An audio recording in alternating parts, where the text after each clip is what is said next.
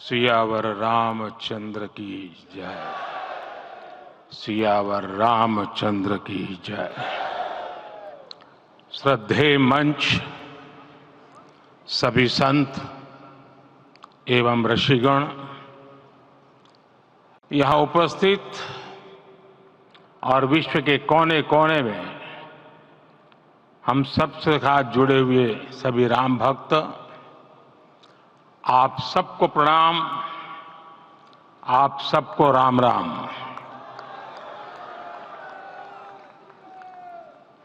आज हमारे राम आ गए हैं।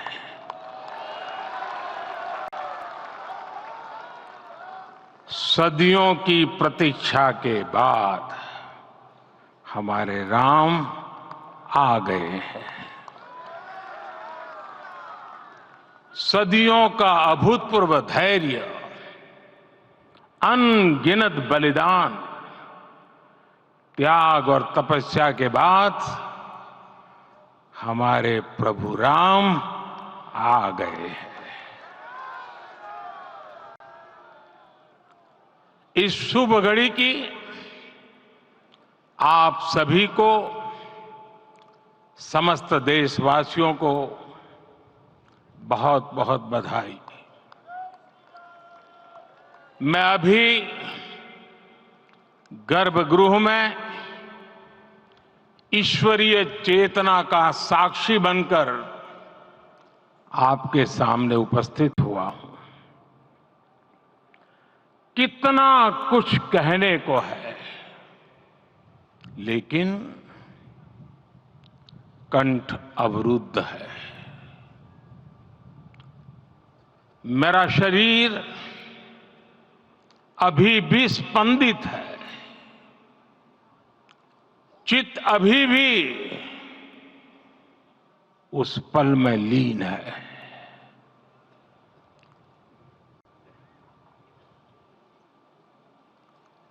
हमारे रामलला अब टेंट में नहीं रहेंगे।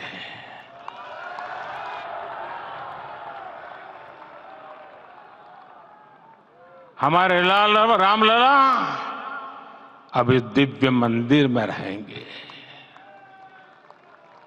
मेरा पक्का विश्वास है, अपार श्रद्धा है कि जो घटित हुआ है, इसकी अनुभूति देश के, विश्व के कोने कोने में राम भक्तों को हो रही होगी।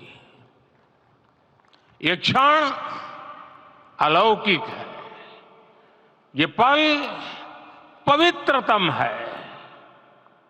ये माहौल, ये वातावरण, ये ऊर्जा, ये घड़ी प्रभु श्री राम का हम सब पर आशीर्वाद है। 22 जनवरी 2024 का ये सूरज एक अद्भुत आभा लेकर आया है। 22 जनवरी 2024 ये कैलेंडर पर लिखी एक तारीख नहीं, ये एक नए काल चक्र का उद्गम है।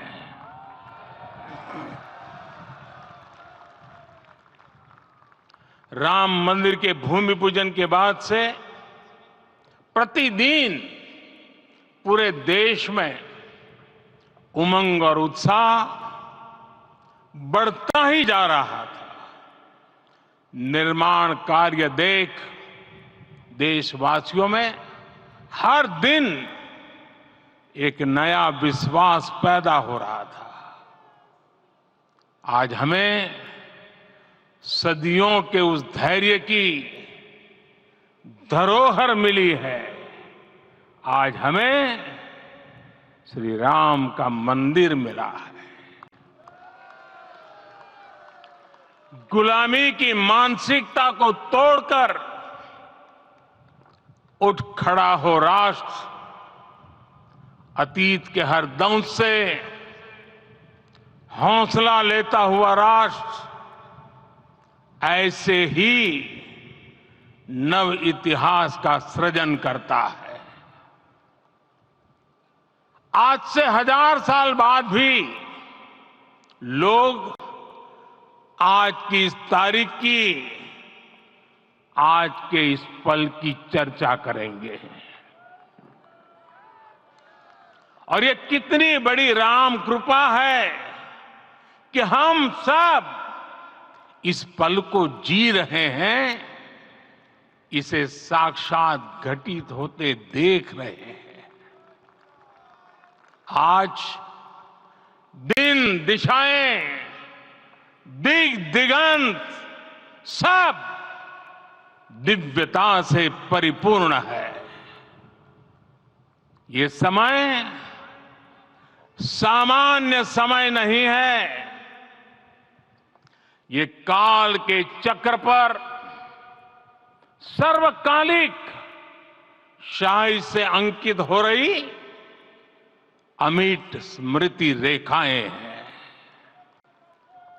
साथियों, हम सब जानते हैं कि जहां राम का काम होता है, वहां पवन पुत्र हनुमान अवश्य विराजमान होते हैं। इसलिए मैं राम भक्त हनुमान और हनुमान गढ़ी को भी प्रणाम करता हूं। मैं माता जानकी, लक्ष्मण जी, भरत, शत्रुघ्न सबको नमन करता हूं। मैं पावन अयोध्यापुरी और पावन सरयू को भी प्रणाम करता हूं। मैं इस पल दैवीय अनुभव कर रहा हूं कि जिनके आशीर्वाद से ये महान कार्य पूरा हुआ है। वे दिव्य आत्माएं, वे दैवीय विभूतियां भी इस समय हमारे आसपास उपस्थित है।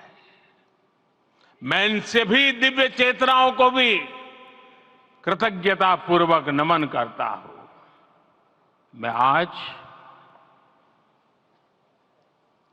प्रभु श्री राम से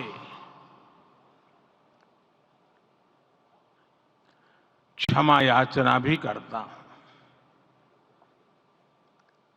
हमारे पुरुषार्थ, हमारे त्याग, तपस्या में कुछ तो कमी रह गई होगी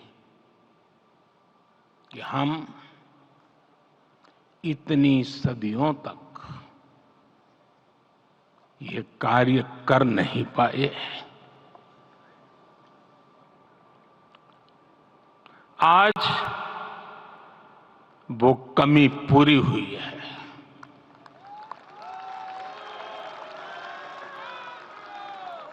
मुझे विश्वास है प्रभु राम आज हमें अवश्य क्षमा करेंगे। मेरे प्यारे देशवासियों, त्रेता में राम आगमन पर पूज्य संत तुलसीदास जी ने लिखा है, प्रभु बिलो की हर से पुरबासी, जनित वियोग विपत्ति समनासी। अर्थात प्रभु का आगमन देकर ही सब अयोध्यावासी, समग्र देशवासी हर्ष से भर गए। लंबे वियोग से जो आपत्ति आई थी, उसका अंत हो गया। उस कालखंड में तो वो वियोग केवल 14 वर्षों का था। तब भी इतना असह्य था। इस युग में तो अयोध्या और देशवासियों ने सैकड़ों वर्षों का वियोग सहा है। हमारी कई कई पीढ़ियों ने वियोग सहा है। भारत के तो संविधान में उसकी पहली प्रति में भगवान राम विराजमान है। संविधान के अस्तित्व में आने के बाद भी दशकों तक प्रभु श्री राम के अस्तित्व को लेकर कानूनी लड़ाई चली।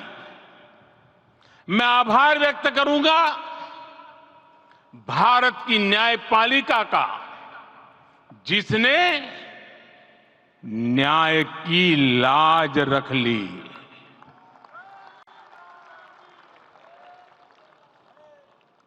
न्याय के पर्याय प्रभु राम का मंदिर भी न्यायबद्ध तरीके से ही बना। साथियों, आज गांव-गांव में एक साथ कीर्तन संकीर्तन हो रहे हैं। आज मंदिरों में उत्सव हो रहे हैं, स्वच्छता अभियान चलाए जा रहे हैं। पूरा देश आज दीपावली मना रहा है। आज शाम घर घर राम ज्योति प्रज्वलित करने की तैयारी है। कल मैं श्री राम के आशीर्वाद से धनुषकोडी में राम सेतु के आरंभ बिंदु अरिचल मुनाई पर था। जिस घड़ी प्रभु राम समुद्र पार करने निकले थे, वो एक पल था जिसने काल चक्र को बदला था। उस भावमय पल को महसूस करने का मेरा ये विनम्र प्रयास था। वहां पर मैंने पुष्प वंदना की। वहां मेरे भीतर एक विश्वास जगा कि जैसे उस समय काल चक्र बदला था, उसी तरह अब काल चक्र फिर बदलेगा और शुभ दिशा में बढ़ेगा। अपने 11 दिन के व्रत अनुष्ठान के दौरान मैंने उन स्थानों का चरण स्पर्श करने का प्रयास किया जहां प्रभु राम के चरण पड़े थे। चाहे वो नासिक का पंचवटी धाम हो, केरला का पवित्र त्रिपायर मंदिर हो, आंध्र प्रदेश में लेपाक्षी हो, श्रीरंगम में रंगनाथ स्वामी मंदिर हो, रामेश्वरम में श्री रामनाथ स्वामी मंदिर हो, या फिर धनुषकोडी। मेरा सौभाग्य है कि इसी पुनीत पवित्र भाव के साथ मुझे सागर से सरयू तक की यात्रा का अवसर मिला। सागर से सरयू तक हर जगह राम नाम का वही उत्सव भाव छाया हुआ है। प्रभु राम तो भारत की आत्मा के कण कण से जुड़े हुए हैं। राम भारतवासियों के अंतर मन में विराजे हुए हैं। हम भारत में कहीं भी किसी की अंतरात्मा को छुएंगे तो इस एकत्व की अनुभूति होगी और यही भाव सब जगह मिलेगा। इससे उत्कृष्ट, इससे अधिक देश को समायोजित करने वाला सूत्र और क्या हो सकता है। मेरे प्यारे देशवासियों, मुझे देश के कोने कोने में अलग अलग भाषाओं में रामायण सुनने का अवसर मिला है, लेकिन विशेषकर पिछले 11 दिनों में रामायण अलग अलग भाषा में अलग राज्यों से मुझे विशेष रूप से सुनने का मौका मिला। राम को परिभाषित करते हुए ऋषियों ने कहा है, रमन्ते यस्मिन् इति रामः, अर्थात जिसमें रम जाए वही राम है। राम लोक की स्मृतियों में, पर्व से लेकर परंपराओं में सर्वत्र समाये हुए हैं। हर युग में लोगों ने राम को जिया है। हर युग में लोगों ने अपने अपने शब्दों में अपनी अपनी तरह से राम को अभिव्यक्त किया है और ये राम रस जीवन प्रवाह की तरह निरंतर बहता रहता है। प्राचीन काल से भारत के हर कोने के लोग राम रस का आचमन करते रहे हैं। राम कथा असीम है और रामायण भी अनंत है। राम के आदर्श, राम के मूल्य, राम की शिक्षाएं सब जगह एक समान है। प्रिय देशवासियों, आज इस ऐतिहासिक समय में देश उन व्यक्तित्वों को भी याद कर रहा है जिनके कार्य और समर्पण की वजह से आज हम ये शुभ दिन देख रहे हैं। राम के इस काम में कितने ही लोगों ने त्याग और तपस्या की पराकाष्ठा करके दिखाई है। उन अनगिनत राम भक्तों के, उन अनगिनत कार सेवकों के और उन अनगिनत संत महात्माओं के हम सब ऋणी हैं।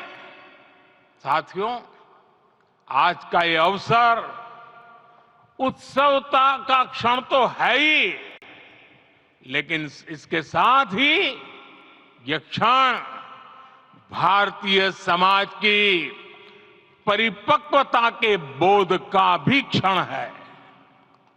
हमारे लिए ये अवसर सिर्फ विजय का नहीं, विनय का भी है।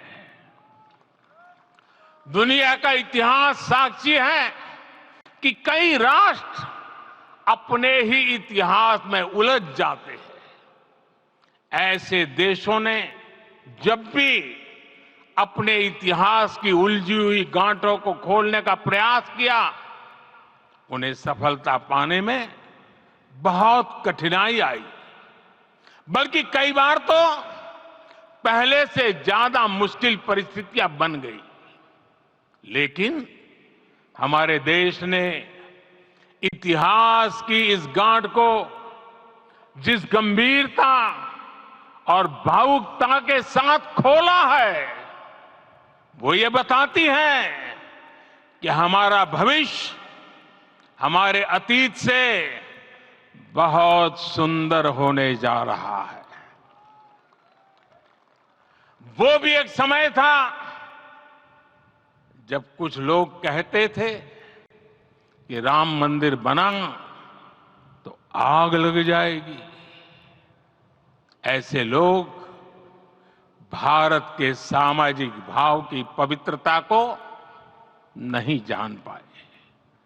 रामलला के इस मंदिर का निर्माण भारतीय समाज के शांति, धैर्य, आपसी सद्भाव और समन्वय का भी प्रतीक है। हम देख रहे हैं ये निर्माण किसी आग को नहीं, बल्कि ऊर्जा को जन्म दे रहा है। राम मंदिर समाज के हर वर्ग को एक उज्जवल भविष्य के पथ पर बढ़ने की प्रेरणा लेकर आया है। मैं आज उन लोगों से आह्वान करूंगा, आइए आप महसूस कीजिए, अपनी सोच पर पुनर्विचार कीजिए। राम आग नहीं है, राम ऊर्जा है। राम विवाद नहीं, राम समाधान है। राम सिर्फ हमारे नहीं है, राम तो सबके हैं। राम वर्तमान नहीं, सिर्फ वर्तमान ही नहीं, राम अनंत काल है। साथियों, आज जिस तरह राम मंदिर प्राण प्रतिष्ठा के इस आयोजन से पूरा विश्व जुड़ा हुआ है, उसमें राम की सर्वव्यापकता के दर्शन हो रहे हैं। जैसा उत्सव भारत में है, वैसा ही अनेक देशों में है। आज अयोध्या का यह उत्सव रामायण की उन वैश्विक परंपराओं का भी उत्सव बना है। रामलला की ये प्रतिष्ठा वसुधैव कुटुंबकम के विचार की भी प्रतिष्ठा है। साथियों, आज अयोध्या में केवल श्री राम के विग्रह रूप की प्राण प्रतिष्ठा नहीं हुई है, ये श्री राम के रूप में साक्षात भारतीय संस्कृति के प्रति अटूट विश्वास की भी प्राण प्रतिष्ठा है। ये साक्षात मानवीय मूल्यों और सर्वोच्च आदर्शों की भी प्राण प्रतिष्ठा है। इन मूल्यों की, इन आदर्शों की आवश्यकता आज संपूर्ण विश्व को है। सर्वे भवन्तु सुखिनः, ये संकल्प हम सदियों से दोहराते आए हैं। आज उसी संकल्प को राम मंदिर के रूप में साक्षात आकार मिला है। ये मंदिर मात्र एक देव मंदिर नहीं है, ये भारत की दृष्टि का, भारत के दर्शन का, भारत के दिग्दर्शन का मंदिर है।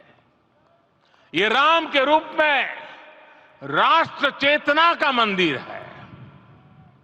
राम भारत की आस्था है, राम भारत का आधार है, राम भारत का विचार है, राम भारत का विधान है, राम भारत की चेतना है, राम भारत का चिंतन है, राम भारत की प्रतिष्ठा है, राम भारत का प्रताप है, राम प्रवाह है, राम प्रभाव है, राम नेति भी है, राम नीति भी है, राम नित्यता भी है, राम निरंतरता भी है, राम विभु है, विशद है, राम व्यापक है, विश्व है, विश्वात्मा है। और इसलिए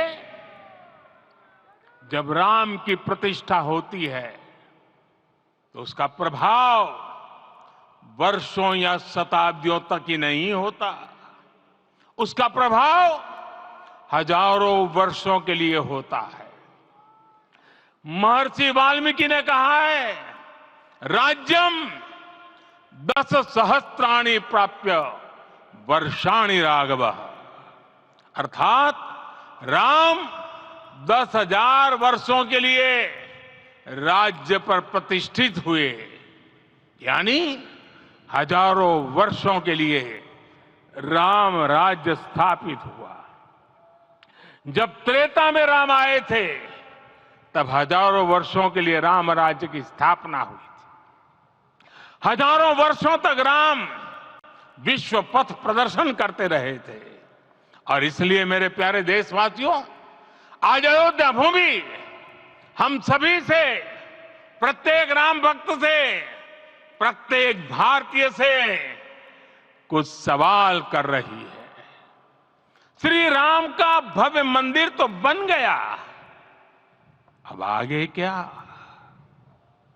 सदियों का इंतजार तो खत्म हो गया, अब आगे क्या? आज के इस अवसर पर जो दैवीय आत्माएं हमें आशीर्वाद देने के लिए उपस्थित हुई हैं, हमें देख रही हैं, उन्हें क्या हम ऐसे ही विदा करेंगे? नहीं, कदापि नहीं। आज मैं पूरे पवित्र मन से महसूस कर रहा हूं कि काल चक्र बदल रहा है। ये सुखद संयोग है कि हमारी पीढ़ी को एक कालजयी पथ के शिल्पकार के रूप में चुना गया है। 1000 वर्ष बाद की पीढ़ी राष्ट्र निर्माण के हमारे आज के कार्यों को याद करेगी। इसलिए मैं कहता हूं, यही समय है, सही समय है। हमें आज से, इस पवित्र समय से अगले 1000 साल के भारत की नींव रखनी है। मंदिर निर्माण से आगे बढ़कर अब हमें सभी देशवासी यहीं इस पल से समर्थ, सक्षम, भव्य, दिव्य भारत के निर्माण की सौगंध लेते हैं।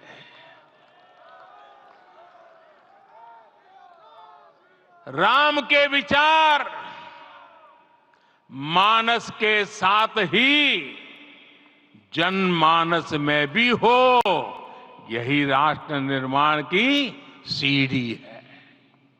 साथियों, आज के युग की मांग है कि हमें अपने अंतःकरण को विस्तार देना होगा। हमारी चेतना का विस्तार देव से देश तक, राम से राष्ट्र तक होना चाहिए।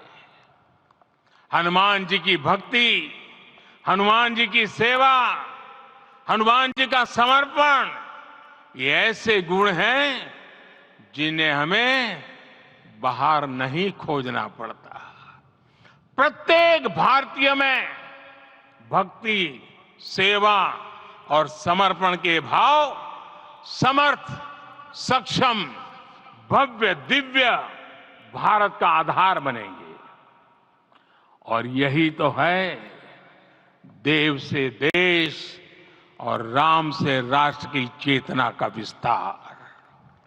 दूर सुदूर जंगल में, कुटिया में जीवन गुजारने वाली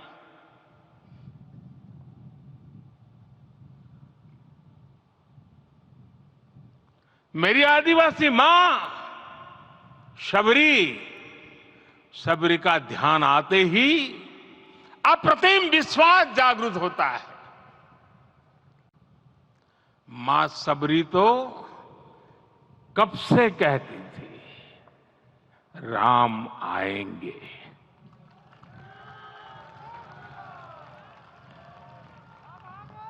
प्रत्येक भारतीय में जन्मा यही विश्वास समर्थ, सक्षम, भव्य भारत का आधार बनेगा।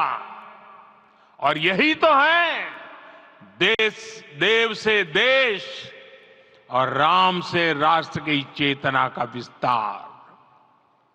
हम सब जानते हैं कि निषाद राज की मित्रता सभी बंधनों से परे है। निषाद राज का राम के प्रति सम्मोहन, प्रभु राम का निषाद राज के लिए अपनापन कितना मौलिक है। सब अपने हैं, सभी समान है। प्रत्येक भारतीय में अपनत्व की, बंधुत्व की ये भावना समर्थ, सक्षम, भव्य, दिव्य भारत का आधार बनेगी। और यही तो है देव से देश और राम से राष्ट्र की चेतना का विस्तार। साथियों, आज देश में निराशा के लिए रत्ती भर भी स्थान नहीं है। मैं तो बहुत सामान्य हूं, मैं तो बहुत छोटा हूं। अगर कोई ये सोचता है तो उसे गिलहरी के योगदान को याद करना चाहिए। गिलहरी का स्मरण ही हमें हमारी इस हिचक को दूर करेगा, हमें सिखाएगा कि छोटे बड़े हर प्रयास की अपनी ताकत होती है, अपना योगदान होता है। और सबके प्रयास की यही भावना समर्थ, सक्षम, भव्य, दिव्य भारत का आधार बनेगी।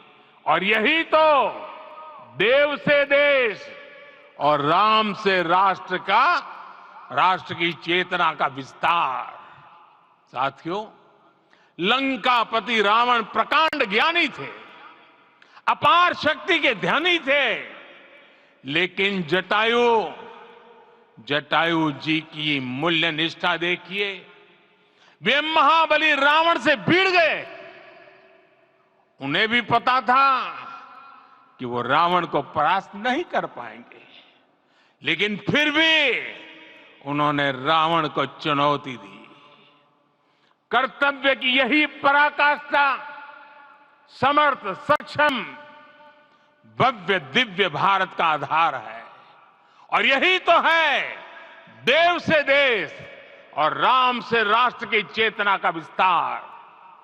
आइए हम संकल्प लें कि राष्ट्र निर्माण के लिए हम अपने जीवन का पल पल लगा देंगे। राम काज से राष्ट्र काज, समय का पल पल, शरीर का कण कण राम समर्पण को राष्ट्र समर्पण के ध्येय से जोड़ देंगे। मेरे देशवासियों, प्रभु श्री राम की हमारी पूजा विशेष होनी चाहिए।